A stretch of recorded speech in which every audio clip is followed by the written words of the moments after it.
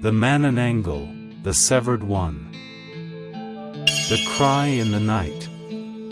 In the stillness of the Philippine night, a strange cry pierces the darkness. At first, it sounds like a bird, high and shrill, yet not quite natural.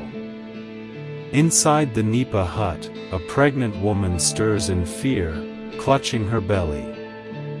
For she knows what that sound means: the Manananggal is hunting. This is not just a tale. It is a warning that has haunted the islands for centuries. The name Manananggal comes from the root word tanggal, meaning to separate or to remove. She is called such because of her terrifying ability to sever her upper body from her lower half and take to the skies on dark, leathery wings.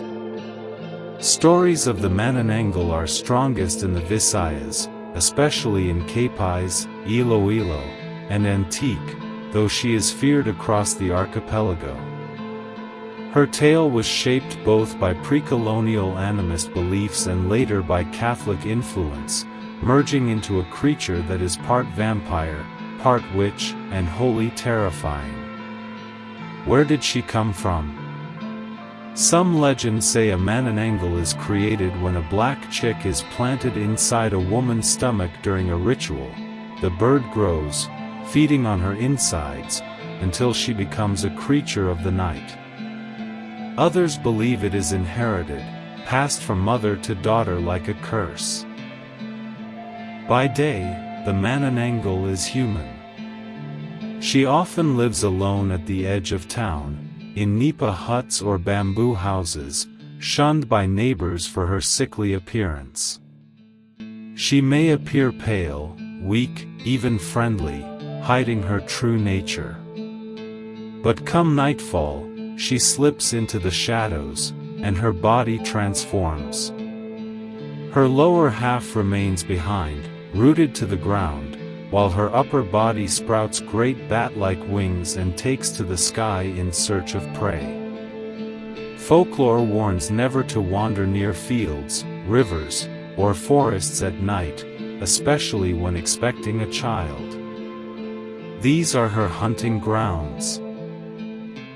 Few sights inspire greater dread than the Manananggal in mid-flight. Her upper body, detached, with entrails dangling. Her skin stretched tight over bone, her face twisted by hunger. Her wings, vast and leathery, blotting out the moonlight as she glides above rooftops. The sound of her flight is deceptive. Her hunting cry, called the tik-tik, grows fainter as she approaches, tricking her victims into believing she is far away, when in truth, she is at their doorstep. The Manananggal's prey is as specific as it is horrifying. Her favorite target is the unborn child. With her elongated, thread-like tongue, she pierces the roof of a house and slithers into the womb of a sleeping mother-to-be, sucking the life from the fetus. But her hunger does not end there. She is said to feast on livers and hearts, ripping flesh from corpses or drinking blood from the living. In some tales, she delights in terror, toying with her prey before the final strike. The Manananggal embodies one of the deepest fears in rural communities: the loss of children, of mothers, of life cut short in its most vulnerable moment. The Manananggal's gifts are many.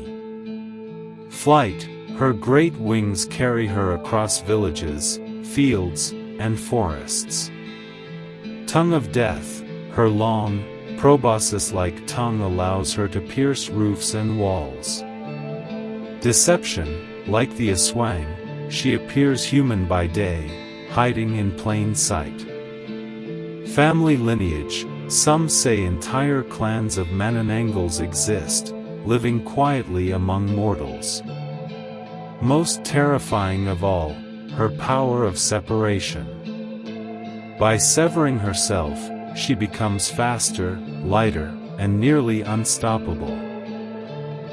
And yet, like all monsters, the Manananggal has her weaknesses. The greatest lies in her lower body.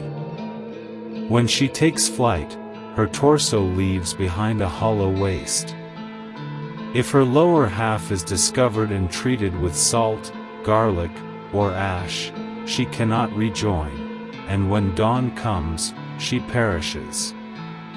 Other protections include placing garlic, salt, and holy oil around windows and doors, carrying blessed weapons or rosaries, staying indoors during pregnancy, especially after dark. Her greatest strength, her power to separate, is also her greatest flaw. The Manananggal is not only a monster, but a mirror of fear. She represents danger in pregnancy, in childbirth, in the fragility of life before modern medicine. She enforces community rules: protect the mothers, do not wander at night, watch over one another.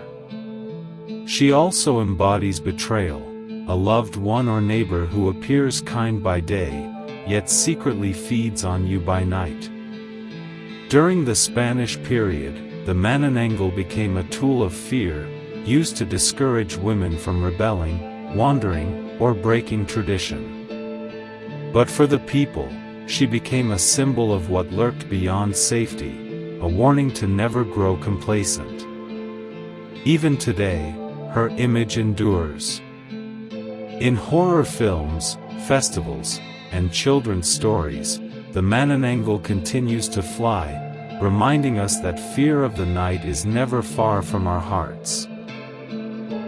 So if you hear it tonight, a strange cry in the darkness, faint yet growing closer, look to the skies. If the dogs howl, if the shadows lengthen, if you feel a presence above your roof, remember the Manananggal, for she is always searching, always hungry. And should you find her lower half, waiting in silence among the reeds, scatter your salt, cast your ash, for in that moment, you may hold the power of life and death over the most feared creature of the night.